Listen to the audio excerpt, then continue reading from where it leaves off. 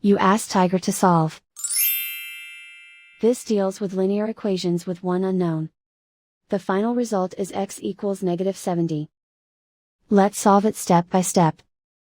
Simplify the expression. Simplify the arithmetic. Swap sides.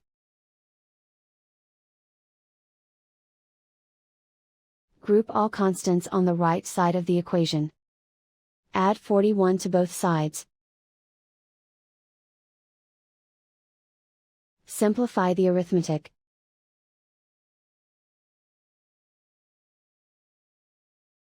Isolate the x. Divide both sides by -0.6. Cancel out the negatives. Simplify the arithmetic. Move the negative sign from the denominator to the numerator. Simplify the arithmetic. And so the final result is x equals -70.